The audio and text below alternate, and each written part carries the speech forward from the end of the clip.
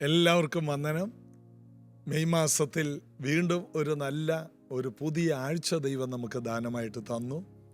പ്രത്യേകിച്ച് ഇന്ന് തിങ്കളാഴ്ച ചർച്ചിൽ, പ്രൈസ് ജനറേഷൻ ചർച്ചിൽ വെച്ച് ജീസസ് ക്യാമ്പ് എന്ന കുട്ടികളുടെ, മറ്റൊരു പേരിൽ പറഞ്ഞാൽ VBS, പ്രൈസ് ജനറേഷൻ ചർച്ചിൻ്റെ VBS ആണ്. അതിനേക്കാൾ ഉപരി ജീസസ് ക്യാമ്പ് എന്ന് പറയുമ്പോൾ കർത്താവുമായിട്ടൊരു വലിയ എൻകൗണ്ടർ ഉണ്ടാകുന്ന ഒരു പ്രാർത്ഥന മീറ്റിങ്ങാണ്. അതിനകത്ത് കളികളുണ്ട്, പല ഗെയിമുകളുണ്ട്, പഠിക്കാൻ ഒത്തിരിയുണ്ട്, പലരുടെയും താലന്തുകൾ വികസിക്കുന്ന പല കാര്യങ്ങളുണ്ട്. എല്ലാറ്റിനേക്കാൾ ഉപരി യേശുവിനോട് കൂടുതൽ അടുക്കുവാൻ കിട്ടുന്ന ഒരു വലിയ ചാൻസാണ്. ഇന്ന് പ്രൈസ് ജനറേഷൻ വർഷിപ്പ് ടീമിൽ കാണുന്ന പെൺകുട്ടികളെല്ലാം ജീസസ് ക്യാമ്പിലൂടെ ഒത്തിരി അനുഗ്രഹിക്കപ്പെട്ട് കർത്താവുമായി അടുത്ത കുഞ്ഞുങ്ങളാണ്. ഒത്തിരി കുഞ്ഞുങ്ങൾക്ക് അത് മുഖാന്തരം അനുഗ്രഹം ഉണ്ടായിട്ടുണ്ട്. അതുകൊണ്ട് മാതാപിതാക്കൾ നിങ്ങളുടെ കുഞ്ഞുങ്ങളെ ഇന്നും നാളെയുള്ള ജീസസ് ക്യാമ്പിൽ നേരത്തെ വിളിച്ചു പറഞ്ഞ് അറിയിച്ചിട്ട് വേണം കൊണ്ടുവരാൻ. നിങ്ങളത് അറിയിച്ച് കുട്ടികളെ അയക്കുന്നത് നിങ്ങളുടെ കുട്ടികൾക്ക് വളരെയധികം മാറ്റങ്ങൾക്ക് കാരണമായി തീരുമെന്ന് ഞാൻ ഓർപ്പിക്കട്ടെ. കർത്താവ് ഇന്നു മുതൽ വലിയ ദൈവപ്രവർത്തികൾ നിങ്ങളുടെ തലമുറകളുടെ മേൽ ഈ അവധിക്കാലത്ത് ചെയ്യട്ടെ എന്ന് പ്രാർത്ഥിക്കുന്നു. നമുക്ക് അല്പസമയം ചേർന്ന് പാടി യേശു കർത്താവിനെ ആരാധിക്കാം. ദൈവകൃപയിൽ ഞാൻ ആശ്രയിച്ച് അവൻ വഴികളെ ഞാൻ അറിഞ്ഞ് അനുഗമിച്ചിടും അവനുടെ ചുവടുകളെ, അനുഗമിച്ചിടും അവനുടെ ചുവടുകളെ. ദൈവകൃപയിൽ ഞാൻ ആശ്രയിച്ച് എത്ര നല്ലവൻ, മതിയായവൻ, എന്നെ കരുതുന്ന കർത്തനവൻ. എത്ര നല്ലവൻ, മതിയായവൻ, എന്നെ കരുതുന്ന കർത്തനവൻ. എന്റെ ആവശ്യങ്ങളെല്ലാം അറിഞ്ഞിടുന്ന ഏറ്റവും അടുത്ത സഹായകൻ താൻ. എന്റെ ആവശ്യങ്ങളെല്ലാം അറിഞ്ഞിടുന്ന ഏറ്റവും അടുത്ത സഹായകൻ താൻ. ദൈവകൃപയിൽ ഞാൻ ആശ്രയിച്ച് അവൻ വഴികളെ ഞാൻ അറിഞ്ഞ് അനുഗമിച്ചിടും അവനുടെ ചുവടുകളെ, അനുഗമിച്ചിടും അവനുടെ ചുവടുകളെ. ദൈവകൃപയിൽ ഞാൻ ആശ്രയിച്ച് ഇഹലോകമോ തരികിൽ ഒരു സുഖവും മനഃശാന്തിയതും.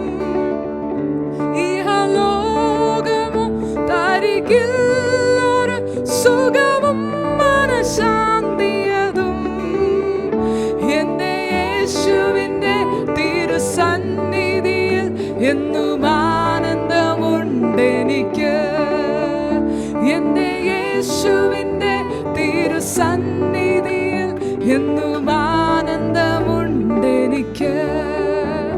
ദൈവകൃപയിൽ ഞാൻ ആശ്രയിച്ച് അവൻ വഴികളെ ഞാൻ അറിഞ്ഞ് അനുഗമിച്ചിടും അവനുടെ ചുവടുകളെ, അനുഗമിച്ചിടും അവനുടെ ചുവടുകളെ. ദൈവകൃപയിൽ ഞാൻ ആശ്രയിച്ച് എന്റെ ആയുസ് ദിനമൊക്കെയും തന്റെ നാമമഹത്വത്തിനായി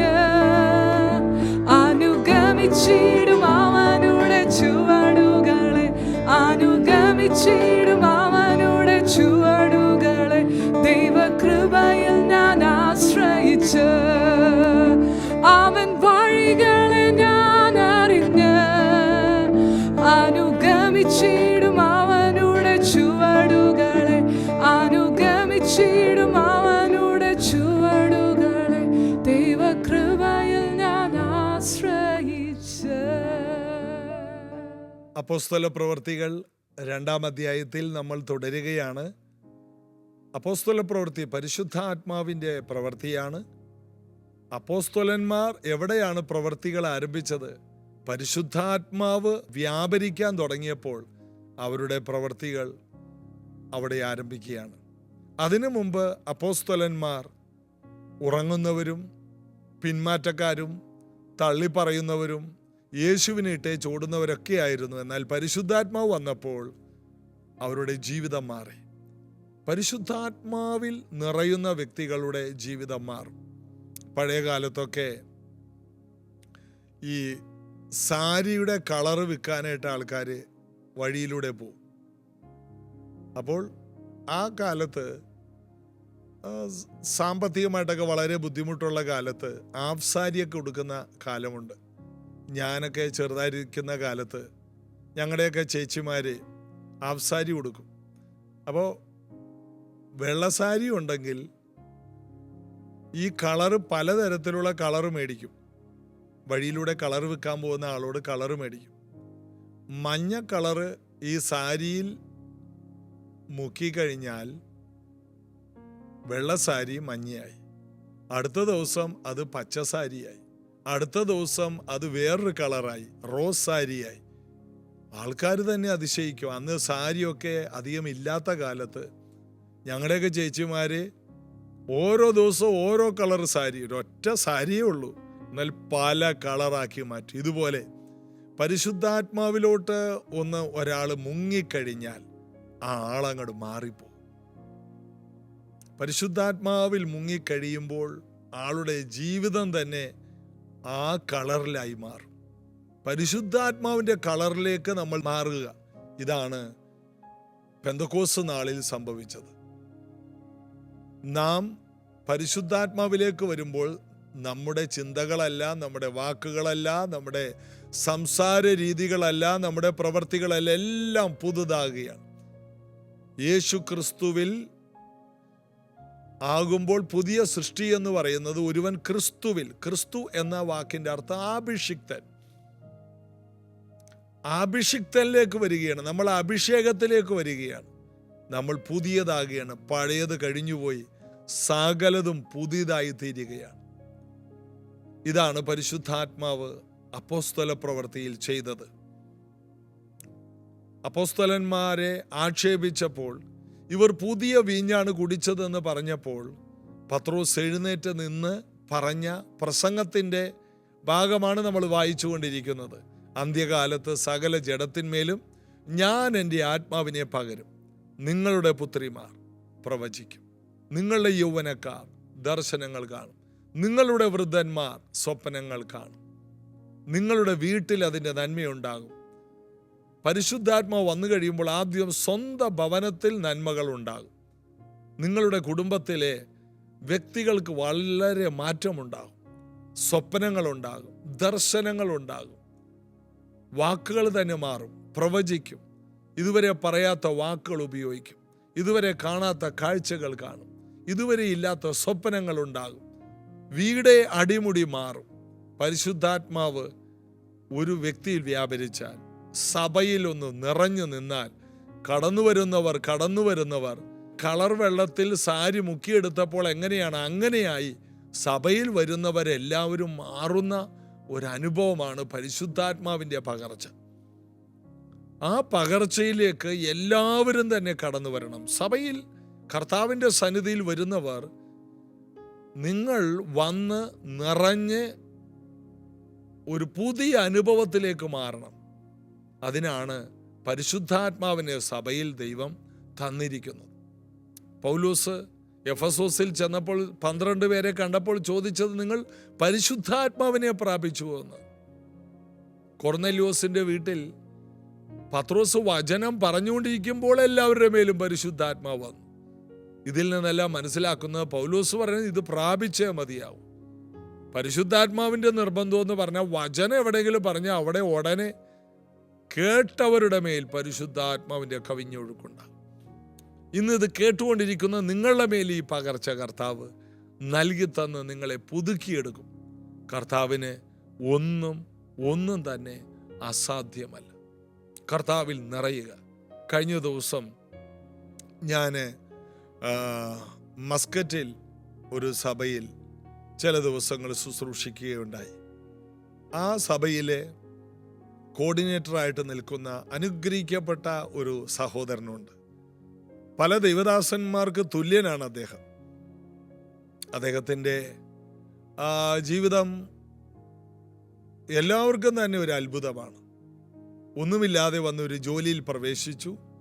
എന്നാൽ ഇന്ന് ജോലിയുണ്ട്, ബിസിനസ്സും ഉണ്ട്, നാട്ടിലും ബിസിനസ്സും ഉണ്ട്.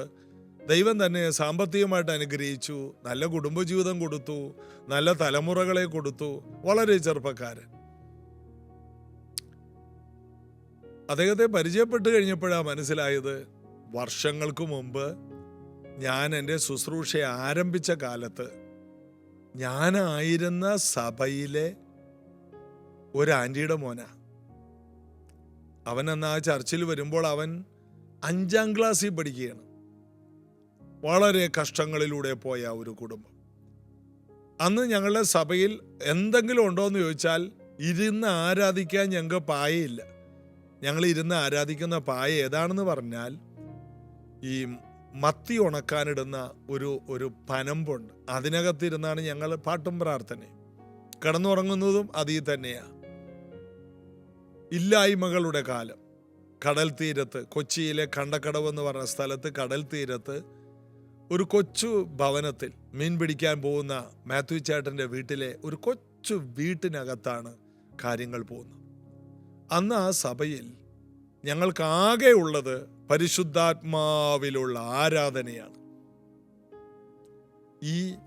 ഞാനീ പറഞ്ഞ ഈ മോൻ്റെ വല്യപ്പനും വല്യമ്മയൊക്കെ മണിക്കൂറുകൾ വന്ന് ആത്മാവിൽ നൃത്തം ചെയ്ത് ആരാധിക്കും. മണിക്കൂറുകൾ അന്യഭാഷയിൽ പാട്ടുപാടും. ഏകദേശം 120 ദിവസം തന്നെ ഞങ്ങൾ ഇടവിടാതെ പ്രാർത്ഥനയിൽ തുടർന്നു. ആ കാലത്താണ് ബിജു CX വിശ്വാസത്തിൽ വന്നിട്ട് പിന്മാറിപ്പോയ സമയം. ഒരു ദിവസം ബിജു CX പാസ്റ്ററിൻ്റെ അപ്പനും അമ്മയും പറഞ്ഞു, എടാ അവിടെ ഭയങ്കര ആത്മാവിൻ്റെ ആരാധന, നീ ഒന്ന് വാ. ഒരു ദിവസം അദ്ദേഹം അവധിയെടുത്ത് മീറ്റിങ്ങിൽ വന്ന് കയറിയതാണ്. പരിശുദ്ധാത്മാവിൻ്റെ വലിയ ഒരു ശക്തിയുടെ വ്യാപാരത്താൽ താൻ തെറിച്ച് താഴെ വീണു. ജനക്കൂട്ടത്തിൽ കിടന്ന് വെളിപ്പാടുകൾ കാണാനും വെളിപ്പാടുകളും ദർശനങ്ങളും വിളിച്ചു പറയാനും തുടങ്ങി. അന്ന് അദ്ദേഹം അവിടെ കിടന്ന് കണ്ടതാണ് കൊച്ചിയിൽ ഇന്ന് താൻ ആരാധിക്കുന്ന സഭ. താൻ അത് കണ്ടു. അദ്ദേഹത്തിൻ്റെ മൂത്ത സഹോദരിയുടെ മകനാണ് ഈ പറഞ്ഞ അനീഷ്. അനീഷിന് അന്ന് 5ാം ക്ലാസ്സിൽ പഠിക്കുന്ന പ്രായം. അമ്മ ആരും അറിയാതെ അമ്മയും അനീഷും ഈ പ്രാർത്ഥനയ്ക്ക് വരും. ആകെയുള്ളത് പരിശുദ്ധാത്മാവിൻ്റെ പകർച്ചയല്ലാതെ പണമായിട്ടോ യാതൊന്നും പറയാനില്ലാത്ത ആ കാലത്ത് ആകെ കൈമുതലുള്ളത് പരിശുദ്ധാത്മാവിൻ്റെ അഭിഷേകം. ഈ ആത്മാവിൽ നിറഞ്ഞ് ആരാധിക്കുന്ന കാലത്ത് അനീഷിൻ്റെ അമ്മ പെണ്ണമ്മ ചേച്ചിയെ വീട്ടിൽ നിന്ന് ഇറക്കി വിട്ടു. അനീഷിനെയും ഇറക്കി വിട്ടു. അനീഷിനെ അനിയനെയും പെണ്ണമ്മ ചേച്ചിയെയും. അനീഷ് അന്ന് 5ാം ക്ലാസ്സിൽ പഠിക്കുന്നു. ജീവിക്കാൻ മാർഗമില്ല. അപ്പോൾ അനീഷിൻ്റെ വല്യപ്പനും വല്യമ്മയും, അതായത് ബിജു CX പാസ്റ്ററിൻ്റെ അപ്പനും അമ്മയും ആ തറവാട്ടിലുണ്ട്. അവരുടെ വീട്ടിലേക്കാണ് ഇറക്കി വിട്ട പെണ്ണമ്മ ചേച്ചി വന്നത്. 60 വയസ്സൊക്കെ ആയപ്പോൾ കായലിൽ മീൻ പിടിക്കാൻ പോകുന്ന പണി നിർത്തി ബിജു CX പാസ്റ്ററിൻ്റെ അപ്പൻ ആ പണിയെല്ലാം നിർത്തി നിൽക്കുന്ന സമയത്ത് ഈ മൂത്ത മോളും കുഞ്ഞുങ്ങളും കൂടി വന്നപ്പോൾ പ്രാർത്ഥനയ്ക്ക് പോകുന്നു എന്ന കാരണത്താൽ ഇറക്കി വിട്ടതാണ്. അങ്ങനെ വന്നപ്പോൾ വീണ്ടും 70-72 വയസ്സുള്ള ഈ അപ്പച്ചൻ വീണ്ടും ബിജു CX പാസ്റ്ററിൻ്റെ അപ്പൻ മീൻ പിടിക്കാൻ പോയി. അനീഷും ആ കൂട്ടത്തിൽ വള്ളത്തിൽ കയറിപ്പോയി. അങ്ങനെ കഷ്ടപ്പെട്ടു പോകുന്ന കാലത്തും ഒരാരാധന മുടക്കത്തില്ല, ഒരു പ്രാർത്ഥന മുടക്കത്തില്ല. ആത്മാവിൻ്റെ തീയുള്ള ഒരു കാലം. ഞാൻ ഓർത്തു, ദൈവമേ, ഇവർക്ക് പണമായിട്ടൊന്നുമില്ല, കഷ്ടപ്പാടിൻ്റെ മുകളിൽ കഷ്ടപ്പാടാണ്. ഇവരോട് ഞാൻ വലിയ പ്രബോധനം പറയുന്നുണ്ട്, ഇവരെല്ലാവരും അന്യഭാഷയിൽ ആരാധിക്കുന്നുണ്ട്, ഇത് മാത്രമേ ഉള്ളൂ. എന്നാൽ കാലങ്ങൾ കഴിഞ്ഞപ്പോൾ, വർഷങ്ങൾക്ക് ശേഷം ഇവരെയെല്ലാം പല നാടുകളിൽ വെച്ച് കണ്ടുമുട്ടിയപ്പോൾ ആ പരിശുദ്ധാത്മാവിൻ്റെ കളറിൽ മുക്കിയ സാരികളെ, ആ ഡ്രസ്സുകളെ ഞാൻ കണ്ടു. സാമ്പത്തികമായിട്ട് ഉയർന്നു, പല ഭാഷകൾ സംസാരിക്കുന്ന, ഏറ്റവും ഉയർന്ന നിലവാരത്തിൽ ജീവിക്കുന്ന, പോകുന്ന സഭയിൽ തന്നെ ഏറ്റവും ഉന്നതമായ ജീവിതമുള്ള വ്യക്തികളാക്കി ഇവരെയെല്ലാം ദൈവം മാറ്റി. എവിടെ പോയാലും പരിശുദ്ധാത്മാവിൽ മുങ്ങിക്കിടന്നവരെല്ലാം ശ്രേഷ്ഠമായ നിലയിലേക്ക് ഉയർന്നു വരുന്നൊരു കാഴ്ച നീണ്ട വർഷങ്ങളായി കാണാനുള്ളൊരു ഭാഗ്യം എനിക്കുണ്ടായതുകൊണ്ട് ഞാൻ പറയാം, അന്ത്യകാലത്ത് സകല ജഡത്തിന്മേലും ഞാൻ എൻ്റെ ആത്മാവിനെ പകരും. കർത്താവിനറിയാം, ഞാൻ എൻ്റെ ആത്മാവിനെ പകർന്നാൽ പിന്നെ അവരുടെ ജീവിത നിലവാരം മാറും, പുത്രിമാരുടെയും പുത്രന്മാരുടെയും ജീവിത നിലവാരം മാറും. ആ വാക്യമാണ് കഴിഞ്ഞ ദിവസം നമ്മൾ വായിച്ചത്, 17-ാം വാക്യം. അന്ത്യകാലത്ത് ഞാൻ സകല ജഡത്തിന്മേലും എൻ്റെ ആത്മാവിനെ പകരും. എല്ലാവർക്കും പരിശുദ്ധാത്മാവിനെയാണ് കൊടുക്കുന്നത്. പലരും ചോദിക്കും, ഈ എല്ലാവർക്കും പരിശുദ്ധാത്മാവിനെ അല്ലല്ലോ വേണ്ടത്, കടമുള്ളവൻ വരുമ്പോൾ കടം വീട്ടി കൊടുത്തൂടെ? രോഗമുള്ളവൻ വരുമ്പോൾ ആ രോഗസൗഖ്യം കൊടുത്തൂടെ? ജീവിതത്തിൽ പല പ്രതികൂലങ്ങളുള്ളവരെ അതിൽ നിന്ന് വിടുവിച്ചൂടെ? ഈ പരിശുദ്ധാത്മാവിനെ കൊടുത്തിട്ട് എന്തിനാണ്? അന്ത്യകാലത്ത് പരിശുദ്ധാത്മാവിൽ നിറയുന്ന വ്യക്തികൾക്കുണ്ടാകുന്ന മാറ്റങ്ങളാണ് ഏറ്റവും വലിയ മാറ്റം. 80-ാമത്തെ വയസ്സിൽ മോശയുടെ മേൽ പരിശുദ്ധാത്മാവ് വന്നു. കണ്ണു മങ്ങാത്ത, ദേഹബലം ക്ഷയിക്കാത്ത ഒരു വലിയ ഒരു ലീഡറായി ഒരു രാജ്യത്തെ മൊത്തം മറ്റൊരു രാജ്യത്തിൻ്റെ അടിമത്വത്തിൽ നിന്ന് വിടുവിച്ചു കൊണ്ടുവന്ന മോശയുടെ ചരിത്രം പിന്നീട് ഉണ്ടാകുകയാണ്. കാട്ടിൽ കിടന്ന ബാലനായിരുന്ന, ആർക്കും വേണ്ടാത്തൊരു ദാവീദ് വെറും അഭിഷേകം കൊണ്ട് രാജാവായ ചരിത്രമാണ് നമ്മൾ പിന്നീട് കാണുന്നത്. ഏതെല്ലാം ചരിത്രം പഴയ നിയമത്തിലുണ്ടോ പുതിയ നിയമത്തിലുണ്ടോ, രണ്ടും പരിശുദ്ധാത്മാഭിഷേകം കൊണ്ട് നടന്ന അത്ഭുതങ്ങളുടെ ചരിത്രം മാത്രമേ ഉള്ളൂ. എനിക്ക് നിങ്ങളോട് ഇന്നത്തെ ദിവസം പറയാനുള്ളത്, അന്ത്യകാലത്ത് സകല ജഡത്തിന്മേലും ഞാൻ എൻ്റെ ആത്മാവിനെ പകരുമെന്ന് കർത്താവ് പറയുന്നതിന് കാരണം, എല്ലാ പ്രശ്നങ്ങൾക്കും ഒരേ ഒരു ഉത്തരമാണ് കർത്താവ് തരുന്നത്, പരിശുദ്ധ ആത്മാവ്. അതാണ് പൗലോസ് ചോദിച്ചത് എഫെസോസിൽ ചെന്നപ്പോൾ 12 പേരോട്, നിങ്ങൾ വിശ്വസിച്ചിട്ട് പരിശുദ്ധാത്മാവിനെ പ്രാപിച്ചുവോ? പരിശുദ്ധാത്മാവിനെ പ്രാപിക്കുന്നവനെ പരിശുദ്ധാത്മാവ് സകല സത്യത്തിലും വഴി നടത്തും. ഫിലിപ്പോസിനെ നിർജ്ജന സ്ഥലത്തേക്ക് അയച്ച് ഒരു മന്ത്രിയുടെ തേരിൽ കയറ്റി ഇരുത്തി അദ്ദേഹത്തെ സ്നാനത്തിലേക്ക് നയിച്ച പരിശുദ്ധാത്മാവ്, ഫിലിപ്പോസിനെ ശമര്യയിലേക്ക് അയച്ച പട്ടണത്തെ മുഴുവനും വിടുവിച്ച് സൗഖ്യത്തിലും സമാധാനത്തിലും സന്തോഷത്തിലുമാക്കിയ പരിശുദ്ധാത്മാവ് നമ്മുടെ ജീവിതത്തിൽ വരുമ്പോൾ ആടിമുടി നമ്മുടെ വീട് മാറും, സാമ്പത്തിക മേഖല മാറും. ഈ മെയ് മാസത്തിൽ നിങ്ങളുടെ മേൽ വരേണ്ടത് പരിശുദ്ധാത്മാവാണ്. നിങ്ങൾക്ക് വേണ്ടത് പണമല്ല, നിങ്ങൾക്ക് വേണ്ടത് പുതിയ വാതിലുകൾ തുറക്കലല്ല, നിങ്ങൾക്കും എനിക്കും വേണ്ടത് പരിശുദ്ധാത്മാവാണ്. പരിശുദ്ധാത്മാവിനെ പ്രാപിക്കുക. ഇന്ന് അതിനു വേണ്ടി നമ്മെ തന്നെ കൊടുക്കാം. ഒരു നിമിഷം നമുക്കൊന്ന് പ്രാർത്ഥിച്ചാലോ? സ്വർഗീയ പിതാവിൻ്റെ കൈകളിലേക്ക് ഇത് കേൾക്കുന്ന ഓരോ വ്യക്തികളെയും ഏൽപ്പിക്കുന്നു. പരിശുദ്ധാത്മാവിൽ മുങ്ങി നിറഞ്ഞ് ജീവിച്ച അനേകർ ഇന്ന് കർത്താവിൽ പ്രസിദ്ധരായും ശക്തരായും മാറിയ ചരിത്രങ്ങൾ ഇന്ന് ഞങ്ങൾ ധ്യാനിച്ചു. കർത്താവെ, ഇന്നത് കേൾക്കുമ്പോൾ പലരുടെയും ജീവിതത്തിൽ പരിശുദ്ധാത്മാവിൻ്റെ പ്രാധാന്യം മനസ്സിലാക്കി എല്ലാറ്റിലും ഉപരി ഞാൻ ആത്മാവിൽ നിറഞ്ഞ് ജീവിക്കണമെന്നുള്ള ബോധ്യത്തിൽ ജീവിക്കാനുള്ള ഒരു ബോധ്യം എല്ലാവർക്കും ഉണ്ടാകട്ടെ. ഇത് കേൾക്കുന്ന എല്ലാവരും ആത്മാവിൽ നിറയട്ടെ, സങ്കീർത്തനങ്ങളാലും സ്തുതികളാലും ആത്മീക ഗീതങ്ങളാലും പാടുന്നവരായും ആത്മാവ് നിറഞ്ഞവരായി എപ്പോഴും പാടുന്നവരായി ആത്മാവിൽ ചലിക്കുന്നവരായി ആത്മാവിൽ ഒഴുകുന്നവരായി നീന്തിയിട്ടല്ലാതെ കടപ്പാൻ കഴിയാത്ത നദിയിൽ ഒഴുകുന്നവരായി ഓരോരുത്തരും തീരട്ടെ. പരിശുദ്ധാത്മാവേ, ഞങ്ങളെ അതിനായി ഒരുക്കണം. പാപ വഴികളിൽ നിന്നും ലോക വഴികളിൽ നിന്നും എല്ലാം തിരിക്കുന്ന അങ്ങയുടെ നിയോഗങ്ങളിലേക്ക് ഞങ്ങളെ മാറ്റണം. ശിമയോൻ ആത്മനിയോഗത്തിൽ ആലയത്തിൽ ചെന്ന് വാഗ്ദത്ത നിവൃത്തിയായ ശിശുവിനെ കയ്യിലേന്തി പ്രവചിച്ചതുപോലെ ആത്മനിയോഗത്തിൽ ജീവിക്കാനും നടക്കാനും സംസാരിക്കാനും ഓരോ വ്യക്തികളെ അങ്ങ് പ്രാപ്തരാക്കണം. സൗഖ്യത്തിൻ്റെ ആത്മാവേ, വിടുതലിൻ്റെ ആത്മാവേ, ഈ മക്കളെ വിടുവിക്കണം. ഇന്നു മുതൽ ഒരു വലിയ മാറ്റത്തിലേക്ക് എല്ലാവരെയും കൊണ്ടുവരണം. യേശുവിൻ നാമത്തിൽ ആമേൻ. ഞാൻ വിശ്വസിക്കുന്നു ഇന്നു മുതൽ ഒരാത്മപകർച്ചയിലേക്ക് നമുക്ക് കാലെടുത്ത് വയ്ക്കാം. കർത്താവ് അനുഗ്രഹിക്കട്ടെ. നാളെ ഇതേ സമയത്ത് നമുക്ക് ഒരുമിച്ച് കാണാം. മറക്കരുത്, ഇന്ന് നാളെ 2 ദിവസങ്ങളിലായിട്ട് രാവിലെ 10 മണി മുതൽ വൈകിട്ട് ഒരു 5 മണി വരെയുള്ള സമയത്ത് പ്രൈസ് ജനറേഷൻ ചർച്ചിൽ വെച്ച് VBS അല്ലെങ്കിൽ പ്രൈസ് ജനറേഷൻ്റെ ജീസസ് ക്യാമ്പ് ഉണ്ടായിരിക്കുന്നതാണ്. കുട്ടികളെ പറഞ്ഞു വിടുക. God bless you.